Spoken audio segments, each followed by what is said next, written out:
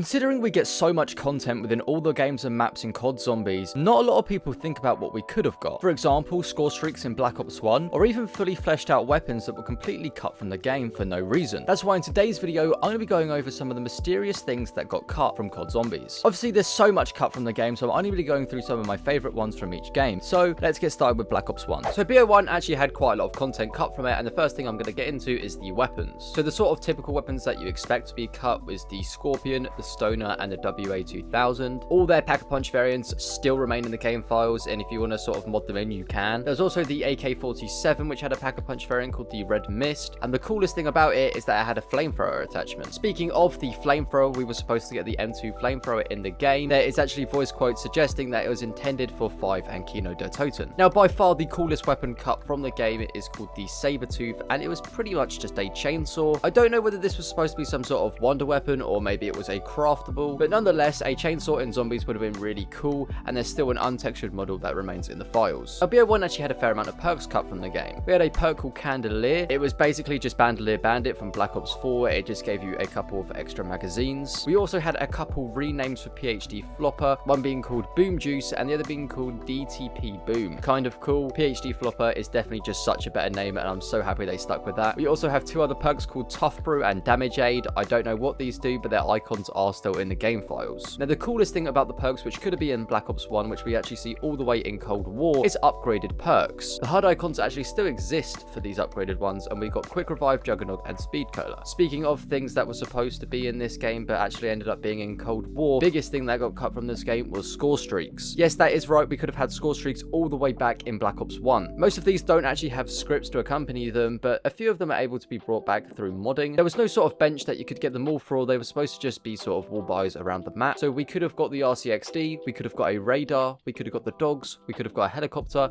a napalm strike, and also an airstrike. This would have been super cool to see, but some of these you couldn't have used on certain maps like Kino der Toten and 5. You couldn't have used the helicopter, you couldn't have used an airstrike, or you couldn't have used a napalm strike either. So I don't really know how that would have worked. I think out of all of this, by far, that chainsaw is the coolest thing to be cut, and I hope we see it someday. So I couldn't actually find too much that was cut from Black Ops 2, but here is what I found. One of them is a power-up called the Zombie Head. It still remains in the game files. It was a power-up exclusive to the Grief mode on Mob of the Dead. It was very similar to the Flesh being a throwable that would just attract the zombies to whoever was holding it, and according to Jason Blundell, it belonged to Richtofen. So there's a fair amount of game modes actually cut from Black Ops 2. One being called Race. It looked like there was going to be 2 teams of 4, and it was just whoever could complete the map first wins. The other one is called Meat, and this is actually quite a well-known one. I've seen images of this all the time. Basically, there's 2 halves to a map, and there was one meat throwable. Whatever side the meat was on, the zombies would attack the players, and it was just whoever could survive the longest one. There's another one called No Man's Land, but there's no sort of description of what it could have been. Maybe just an open field with loads of zombies, and it could have been the last one standing. I don't know. But I would have loved to see more game modes in COD Zombies, especially Turned and Grief. They were really great fun, and we actually haven't seen them since Black Ops 2. So Black Ops 3 had so much cool content cut from it that I didn't even know about. So we actually got 2 maps cut from Black Ops 3, one being Mob of the Dead and the other being Transit. I mean, Mob of the Dead, I get, they were developing Black Ops 4, Blood of the Dead anyway, so that doesn't really count, but Transit got cut for no reason. I think it would have been really cool to see Transit in Chronicles, because Transit just is definitely overdue a remake, but all the assets for Transit just got put in Blackout anyway, so it wasn't gone to waste. This next thing they got taken out is kind of weird, because they could have just kept it in anyway. I don't know why they didn't, and that was just difficulties. It was in the pre-alpha, and there was set to be 3 difficulties, one being called Survivor, one being called Hunter, and the other being called Exterminator. So obviously we got difficulties in Black Ops 2. For some reason it was skipped out in Black Ops 3, and then we got it in Black Ops 4. It just seems so weird to cut it from the game, and I'd like to know why they cut it, but it doesn't say. We also got an alternate ammo type that was cut from the game called Honey Business. This would basically just shoot a swarm of bees out, and it would sort of just slowly pick at all the zombies. To be honest, by the sound of it, I'm not too keen on it. I don't think it would have really fit into the Black Ops 3 style. We also got a lot of Gobblegums either renamed or cut. We got Brainiac, Center of Attention, Firestarter, Melee Master, and Toxic Vindicator, just to name a few, because there is a lot. So if you listen to some of them, you can sort of see which ones have been renamed and which ones have not. But by far the coolest thing that was cut was outfits. So in the pre-alpha screenshots, it sort of revealed to us that we could have had supported customizable outfits. By the looks of it, it would have been unlocked through XP, but we probably would have got some sort of supply drop method as well, let's face it. And I think it would have just worked like the Black Ops 3 multiplayer outfits, which is kind of cool. It's not needed, but it's just a little touch that would have made Black Ops 3 even better. If you want to see a part 2 where I go over the rest of the tryout games, get this video to 25 likes and I'll do that. If you enjoyed this video, please subscribe, and I'll see you guys later. Goodbye.